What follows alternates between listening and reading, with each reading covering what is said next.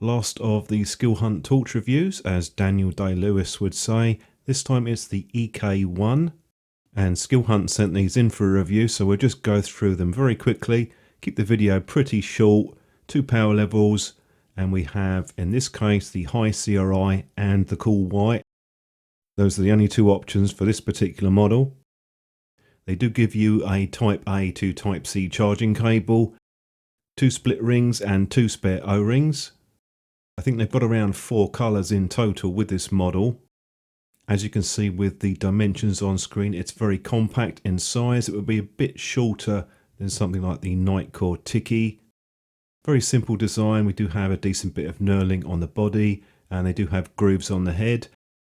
Fully unscrew it reveals the Type C charging port, and that is spring loaded. I did take it off just to show you what's inside. They could do with a little bit of grease on those threads because it was dry when I took it off.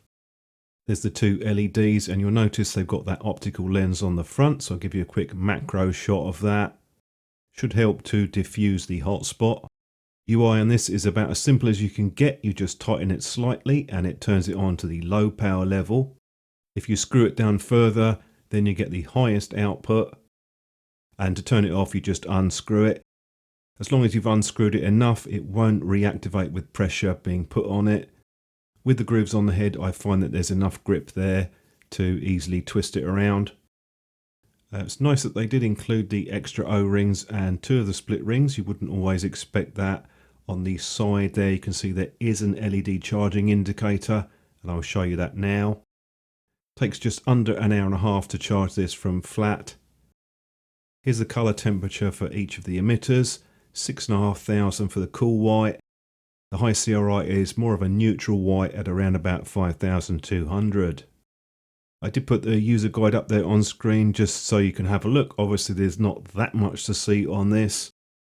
Onto the beam shots, I thought I'd try the Phoenix E16. That's quite a warm emitter on that. Reasonable output, around about 700 lumens. And I've dropped it down to 150. With the Skilhunt, it starts off at 10 lumens on the cool white. You can still see a few things on the shed there, just about, and then up to 180 lumens, which is still a pretty good output considering the size of this. Once you go over to the high CRI, the power output does drop down. These are the figures that they've given me, so it's around about 8 lumens for the lowest. And the top output is around about 155 lumens. You should obviously see a difference between those two.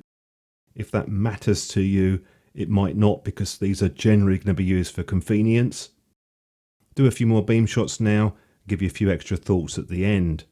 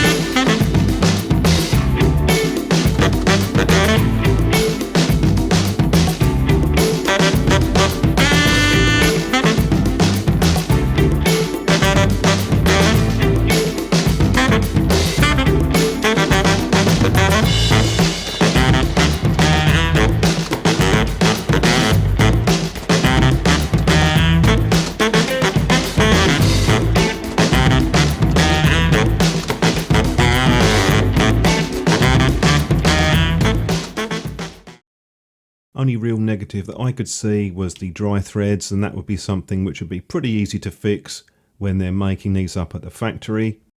They're also a bit smaller than some of the offerings out there, so you might like that. You've got decent build quality, no complaints really with the beam profile, and a choice of cool or high CRI emitters.